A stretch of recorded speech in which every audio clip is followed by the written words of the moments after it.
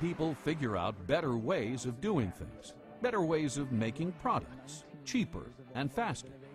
For instance, one farmer can now grow food for thousands of people, whereas he used to be able to feed only his family. Thus, everything should be getting cheaper, because the supply of everything has been growing faster than the demand. This is true even though the population has been growing as well. Unfortunately, this is not what we observed.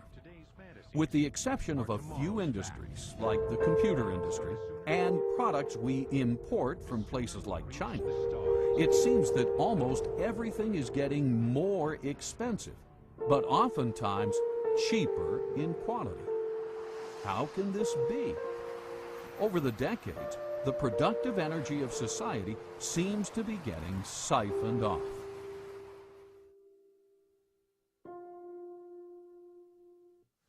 Well, it's hard to predict, but I certainly think it's possible, because I think the financial bubble worldwide is something that we have never experienced before.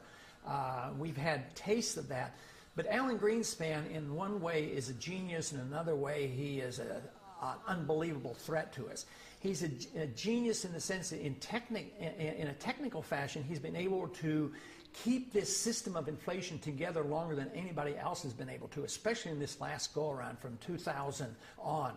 With the collapse of the NASDAQ bubble, we really didn't have much of a recession, because he immediately started inflating massively, taking interest rates down to 1%, and now, of course, he's a little bit frightened about the bubble, and he's curtailing credit to some degree, but the dollar has become the gold of the world. The world central banks have accepted the dollar as if it were gold. Greenspan claims that they have gotten the paper money to act as if it is gold, which I strongly disagree with, and all the hard money people disagree with. But I believe he's been capable of creating this huge financial bubble, and the world has not yet seen what may come of this. So I suspect that depending on when it comes and what we do, it could very well end up into a much worse situation than the Great Depression. But if the country decided, well, something has to be done, and we went to a gold standard and limited the creation of credit, curtailed the power of the Fed, I think it would iron out all our difficulties. When Argentina periodically would just quit inflating and maybe tie their currency to even the dollar, price inflation went like from hundreds of percent per year down to 2% or 3%. So it's rather rapid. So you would see an immediate benefit. You would iron out the severe swings in the business cycle.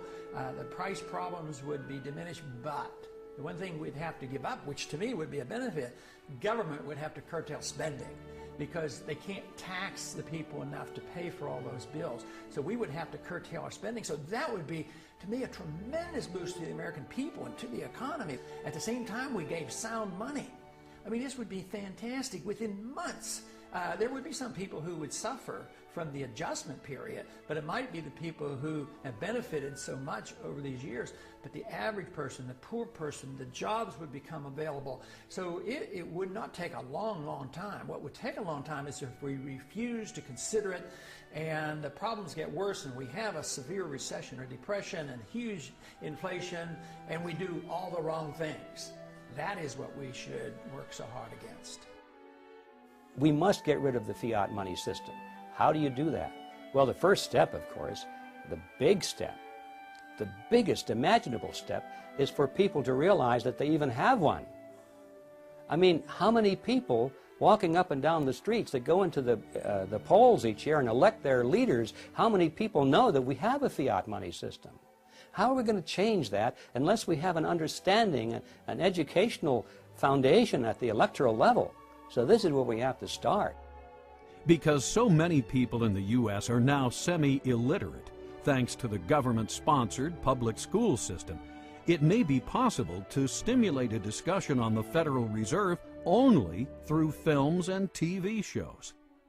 In many ways, film has replaced the written word for the masses. What is the Federal Reserve System? It's where they generate the money, and they keep the money, I think. Federal Reserve System is a banking structure owned by the banks and run by the government. No, I don't know much about this. Okay, thank you. It's a system of balancing the flow of currency throughout the United States so that as banks need to have liquidity, they have it, and as they need to tighten up money, they tighten it up. Similar to what you had said earlier about having the reserves for when we go in a crisis or something, and you need to have that actual backing, not just the dollar currency, because paper is paper, and if you don't have that gold or silver behind it, then it's just going to be paper.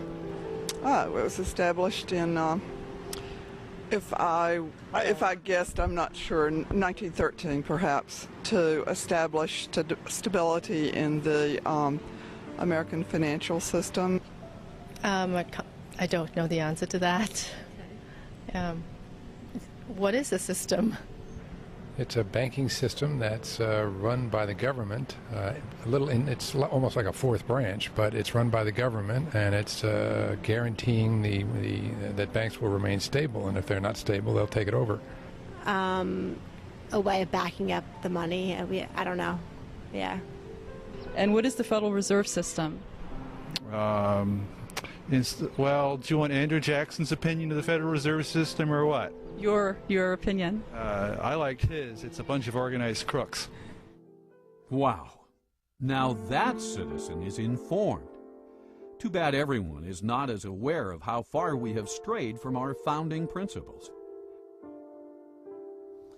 Well, the major problem you have not only with the Federal Reserve System, but with any statutory structure that's unconstitutional, is it doesn't square with what's called the Supremacy Clause. The Constitution, which has the Constitution and laws passed in pursuance thereof, that is, constitutional laws are the supreme law of the land. So obviously you have a statute that doesn't square with the Constitution, it's void. It is not a law, in fact.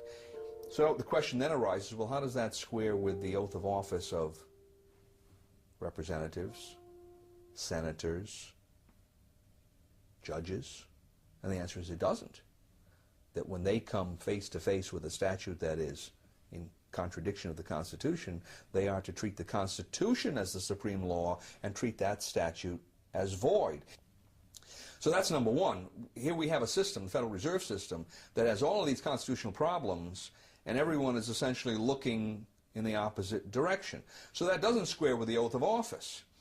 And one would think that the president, being the head of the executive department, in which we find the Treasury, Department of Treasury, right, which interacts quite closely with the Federal Reserve, might have something direct to say about that. And then, of course, the president has a specific constitutional duty to take care that the laws be faithfully executed, and the supreme law of the land is the Constitution. So you would expect, on top of all of this, that he would be saying, wait a minute, if the Constitution doesn't square with the Federal Reserve Act in one or more ways, then I should be giving directives to the Secretary of the Treasury to take certain kinds of action to deal with that. And, of course, we see exactly the opposite.